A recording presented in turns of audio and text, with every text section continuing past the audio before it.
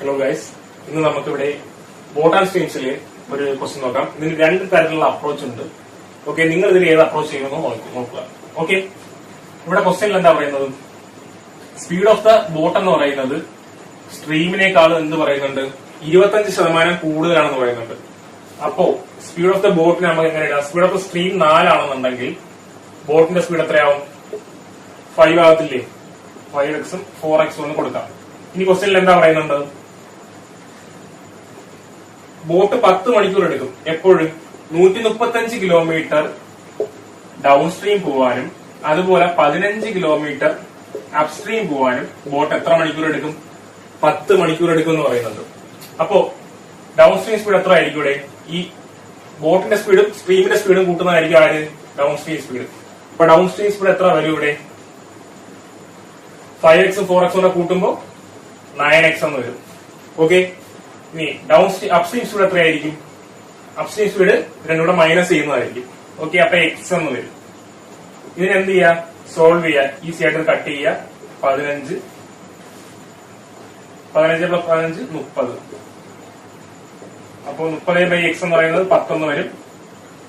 x = 3 എന്ന് വരും. നമുക്ക് ആരെയാണ് കണ്ടുപിടിക്കാൻ പറഞ്ഞിരിക്കുന്നത്? 9x എത്രയാണ്? ഡൗൺ സ്ട്രീം സ്പീഡാണ് ചോദിക്കുന്നത്. ഡൗൺ സ്ട്രീം സ്പീഡ് എന്ന് പറഞ്ഞാൽ 9x ആണ്. അപ്പൊ എത്ര വരും? 27 എന്ന് വരും. ഇത് ഒരു അപ്രോച്ച്. ഇനി ഇതേ ക്വസ്റ്റ്യൻ നമുക്ക് എന്ത് ചെയ്യാം? വേറൊരു അപ്രോച്ച് കണ്ടുപിടിക്കാം. ഇതില് എന്താ പറയുന്നത്? നമുക്ക് ഡൗൺ സ്ട്രീം സ്പീഡാണ് ചോദിക്കുന്നത്. 135 കിലോമീറ്റർ 9x സ്പീഡിൽ പോയി, 15 കിലോമീറ്റർ x സ്പീഡിൽ പോയി. അപ്പൊ ടോട്ടൽ എത്ര മണിക്കൂർ എടുത്തു? 10 മണിക്കൂർ എടുത്തു. ഇവിടെ 9x എത്രയാണെന്നാണ് ചോദിക്കുന്നത്.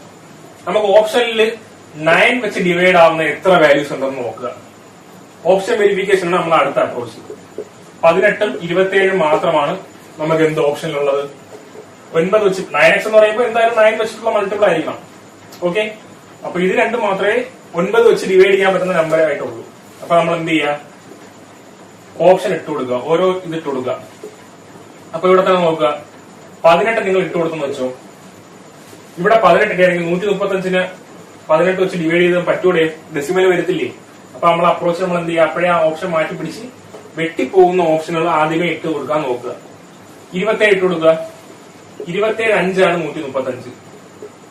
ഓക്കെ, അപ്പൊ ഇവിടെ ഇത് വെട്ടി 9x എന്ന് പറഞ്ഞാൽ 27 ഇട്ട് കൊടുക്കുകയാണെങ്കിൽ ഇവിടെ 5 എന്ന് വരും. ഓക്കെ, അപ്പൊ 9x 27 ആണെങ്കിൽ x എന്ന് പറയുന്നത് എത്രയായിരിക്കും? 3 ആയിരിക്കും.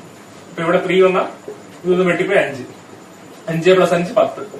അപ്പൊ ഇത് കണക്ക് ഡിഫിക്കൽട്ട്, ഇതിപ്പോ ഈസി ആയിട്ടുള്ള ക്വസ്റ്റ്യൻ ആയിരുന്നു. ഇത് കണക്ക് ഡിഫിക്കൽട്ട് ക്വസ്റ്റ്യൻ വന്നാൽ എന്ത് ചെയ്യാം? നമുക്ക് ഈ ഒരു അപ്രോച്ചിലോട്ട് നമുക്ക് പോകാം. ഓക്കെ, മനസ്സിലായെന്ന് വിചാരിക്കുന്നു.